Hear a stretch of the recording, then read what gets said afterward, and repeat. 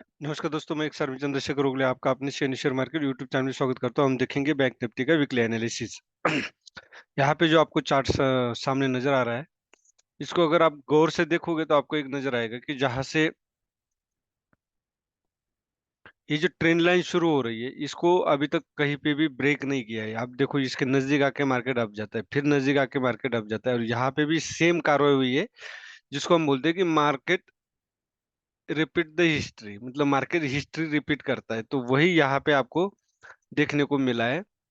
Market इस trend line के नजदीक आया, डबल बॉटम बनाया। अब यहाँ पे देखने वाली बात यह है कि जो मार्केट में हमें डर था कि अरे बहुत ज्यादा मार्केट गिरेगा क्या, लेकिन वैसे हुआ नहीं, डबल बॉटम बनाया। अगर ये बॉटम जब तक नहीं ब्रेक करेगा, अब तब तक हम ये नहीं बोल सकते कि डाउन ट्रेंड शुरू हुआ। इसको अब हम क्या बोल सकते हैं?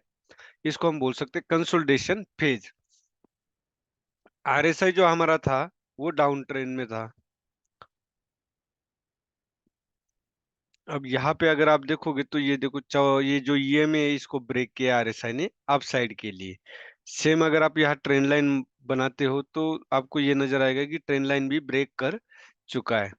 अब कल की जो कैंडल है, वो अगर आप यहाँ देखोगे तो एक स्टार कैंडल है। स्टार कैंडल में क्या, अप साइड लेग बहुत बड़ी है, डाउन साइड की लेग छोटी है, जिसको हम वीक भी बोलते हैं, लेग भी बोलते हैं।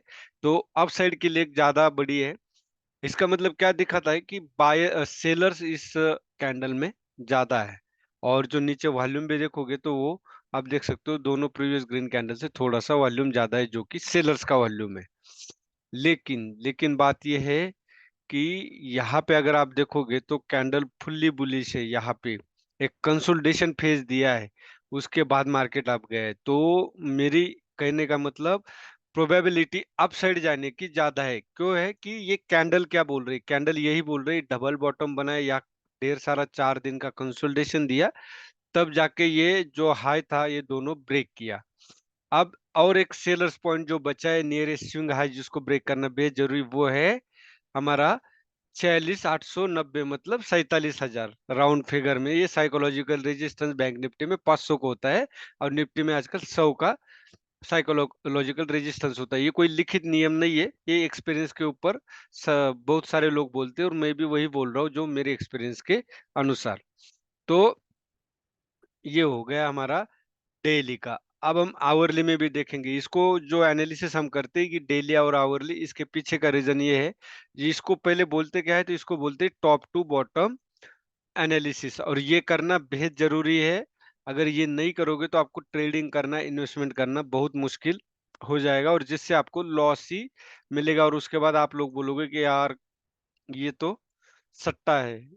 ट्रेडिंग सट्टा नहीं है, इसमें कुछ स्टॉक आपके आगे जाएंगे तो आपको कम लॉस बुक करके एग्जिट होना है। तो वो जो आपके अगेंस्ट गए, उसको पहचानना भी आपको आना चाहिए।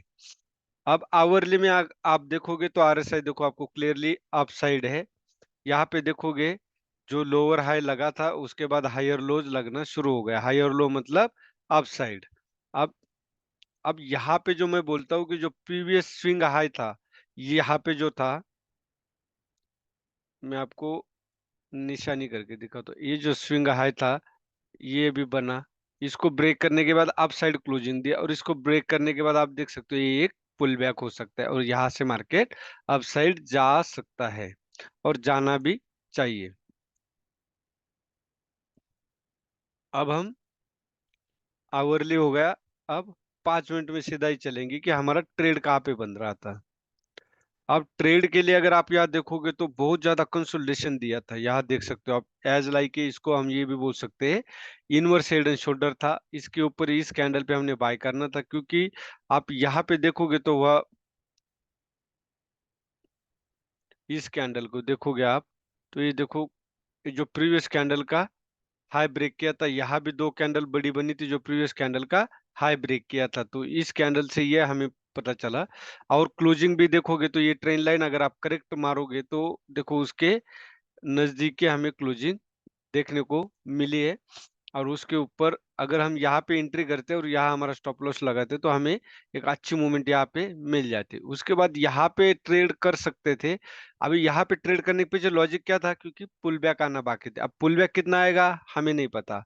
पुल बैक जरूर नहीं यहाँ तक ही आएगा, वो ऊपर से भी जा सकता है। तो कभी भी पुल बैक पे कोशिश करें कि 10-15 पॉइंट के लिए आप ट्रेड कर सकते हैं, इससे ज्यादा नहीं, और स्टॉप लॉस भी उतना ही ले सकते हैं। 1:1 risk reward ratio pull back पे आप ले सकते हैं।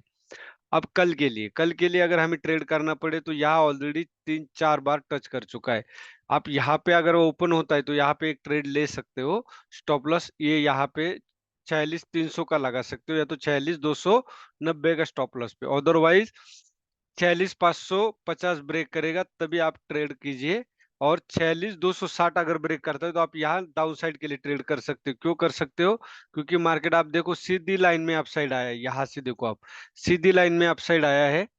तो हो सकता है एक करेक्शन आ जाए, दोबारा फॉलिंग, एक फॉल मिल जाए। और यहाँ अगर आप 5 मिनट में देखोगे तो 4 बार यहाँ पे टच कर चुका है इस लाइन को। तो एक ही लाइन को ज्यादा बार टच करना मतलब उस लाइन को या उस रेंज को कमजोर करना है। तो ये कमजोर हो चुकी है।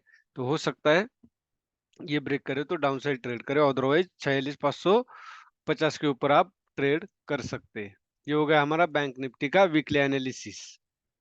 वीडियो अच्छा लगे तो लाइक, शेयर और सब्सक्राइब जरूर कीजिए। और मैं धीरे धीरे स्टॉक के भी वीडियो डालूंगा।